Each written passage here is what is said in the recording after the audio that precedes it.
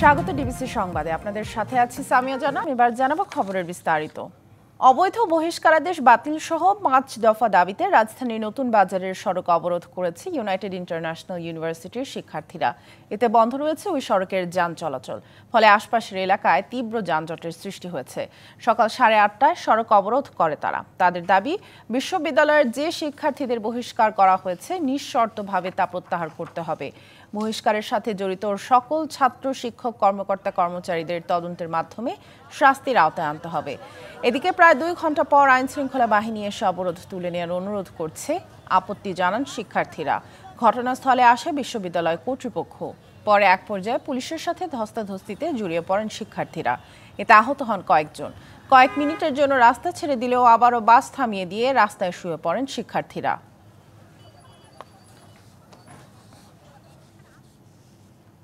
অনৈতিক ইয়ার জন্য, ক্রাইসিসের জন্য আমরা ভার্সিটিতে আন্দোলন করেছিলাম, কিন্তু ভার্সিটি আমাদেরকে অবৈধভাবে বহিষ্কার করেছে। আমরা তো ন্যায্য একটা দাবি চাইছিলাম যে সেই মেয়েটার কেন বিচার হইতাছে না, এটার জন্যই আমাদেরকে বহিষ্কার করা হয়েছে। আমরা এই বহিষ্কার প্রত্যাহার চাচ্ছি।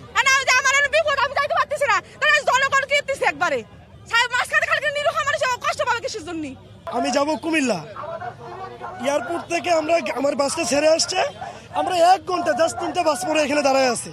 এখান থেকে অলরেডি আপনার জ্যাম খিলক্ষেত পর্যন্ত চলে গেছে। এটা ছাড়া এয়ারপোর্ট যাবে, মানুষ ভোগান্তি শিকার হবে। আরো জানাতে ঘটনাস্থল থেকে যুক্ত হচ্ছেন সহকর্মী মাহফুজা বৃষ্টি। ইউআইইউ শিক্ষার্থীদের সড়ক অবরোধের আর কি তথ্য আছে আপনার কাছে জানাবেন? সামিয়া, এই মাত্রই কিন্তু আইন শৃঙ্খলা বাহিনী এবং বিশ্ববিদ্যালয় কর্তৃপক্ষ আবারও এসেছিলেন। যারা আছে আন্দোলনরত নতুন বাজারের ঠিক মোড়ে 2টা পাশে রাস্তা ব্লকেট করে যারা কর্মসূচি পালন করছেন, ইউনাইটেড ইন্টারন্যাশনাল বিশ্ববিদ্যালয়ের যে সাধারণ শিক্ষার্থী তাদের কাছে এসেছিলেন।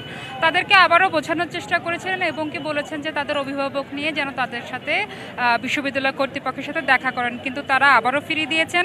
যেহেতু আইন শৃঙ্খলা বাহিনী একবার গায়ে হাত তুলে ফেলেছেন, সেই ক্ষেত্রে শিক্ষার্থীরা আর কোনোভাবে সমঝোতায় যেতে চাইছেন না।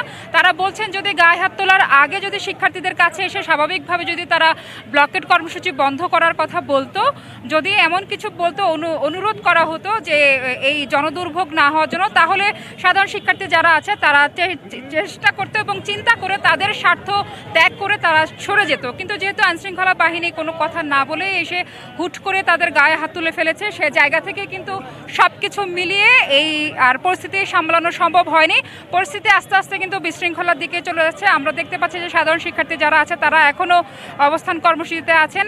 তীব্র গরম এবং প্রচণ্ড রকমের ধুলাবালি সবকিছু মিলিয়ে কিন্তু মানুষের অবস্থা, আন্দোলনকারী যারা শিক্ষার্থী তাদের অবস্থাও নাজেহাল এবং সাধারণ মানুষদের অবস্থা তো নাজেহাল আছে। কেউ কেউ যানজটে পড়েছে, সামান্য দুর্ভোগ হচ্ছে। সেই জায়গা থেকে পরিস্থিতি আসলে এখনো অনির্দিষ্ট বলাই যায়, নির্দিষ্ট করে কোনো কিছুই বলা যাচ্ছে না কবে নাগাদ আসলে এই সমস্যার সমাধান হবে। তবে তাদের 5 দফা দাবির মধ্যে যদি যেসব শিক্ষার্থীদেরকে বহিষ্কার করা হয়েছে সেসব বহিষ্কারাদের যদি প্রত্যাহার করে নেওয়া হয়, তাহলেই শুধু একমাত্র শিক্ষার্থীরা এই রাস্তা ছাড়বে বলে জানিয়েছেন। সামিয়া, এই ছিল আমার কাছে। মাহফুজা বৃষ্টি, ধন্যবাদ আমার সাথে যুক্ত হওয়ার জন্য।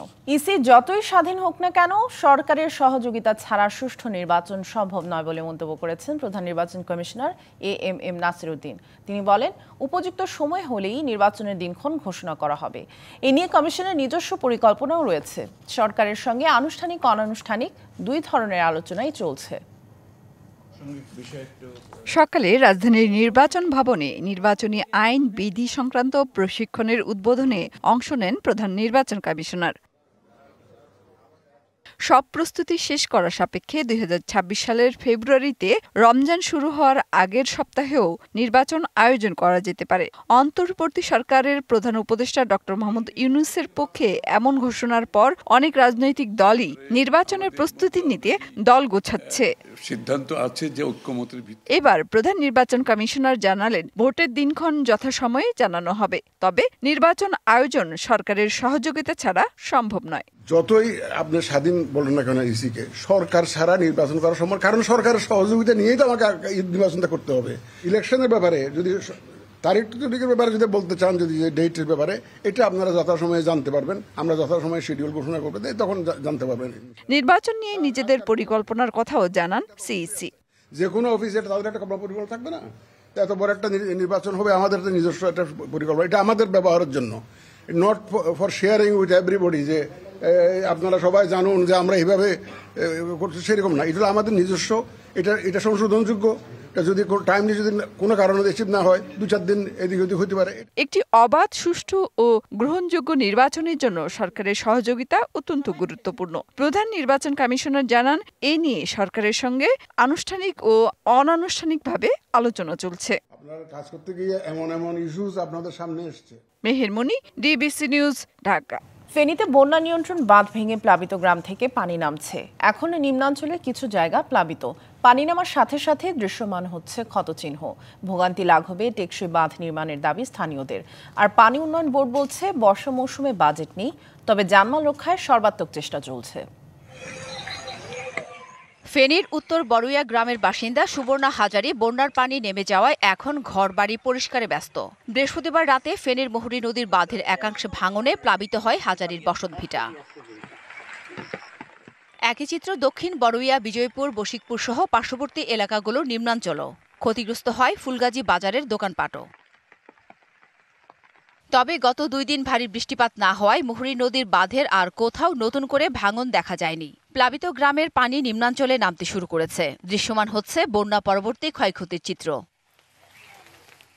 স্থানীয়রা বলছে, টেকসই বাঁধ নির্মাণ না করায় প্রতিবারই ভোগান্তিতে পড়তে হচ্ছে। বাড়িতে তো পানি উঠছে একাই, এখন তো কমছে, এখানে কারু আছে বান টান এগুলো বেরোবেন, এগুলো ঠিকঠাক না করলে তো আমরা সবসময় লস। মেরামত করব, পানিটা আমাদের বাড়িতে আর উঠতো না, জ্বালা শান্তি বয়াতে পারব। বাঁধ ভাঙছে, ভাঙার পরে এখন পানি নামে ওটা শেষ, কিন্তু আমরাও শেষ। এই ব্যাপারে পানি উন্নয়ন বোর্ড বলছে, বর্ষা মৌসুমে বাজেট নেই, তবে বাঁধের ঝুঁকিপূর্ণ স্থানগুলো মেরামতের ব্যবস্থা নেওয়া হয়েছে। বর্ষা মৌসুমে তো আমাদের বাজেট নেই, আমরা এখন যেখানে ভেঙে যাচ্ছে সেখানে মানুষের জন্য দুর্ভোগ লাঘব করার জন্য বাড়িঘর জানমাল রক্ষা করার যতটুকু আমরা সর্বাত্মক চেষ্টা করে যাচ্ছি। মৎস্য বিভাগ, কৃষি বিভাগ কর্তৃক বন্যা পরবর্তী ক্ষয়ক্ষতি নিরূপণের জন্য জরিপ চলছে।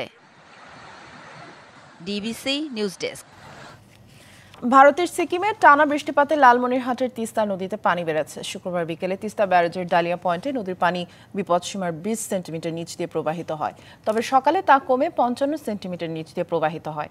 ভারতে অব্যাহত বৃষ্টিপাতে বাড়তে থাকে তিস্তার পানি। পানি উন্নয়ন বোর্ড বলছে, হঠাৎ করে পানি কিছুটা বেড়ে যাওয়ায় উৎপাদিত ফসলের ক্ষতি হয়। ব্যারেজ কর্তৃপক্ষ জানায়, পানি বৃদ্ধির ফলে ব্যারেজের 44টি জলকপাটের সবগুলো খুলে রাখা হয়। বৃষ্টিপাতের কারণেই এই পানি বৃদ্ধি পেয়েছে। আপাতত তিস্তায় এখনো বন্যা হওয়ার আশঙ্কা নেই। সংবাদ এই ছিল এখনকার মতো। ডিবিসি নিউজের সংবাদগুলো পড়তে ভিজিট করুন dbcnews.tv আর ভিজিট করুন ডিবিসির ফেসবুক পেজ এবং ইউটিউব চ্যানেল। সাথেই থাকুন।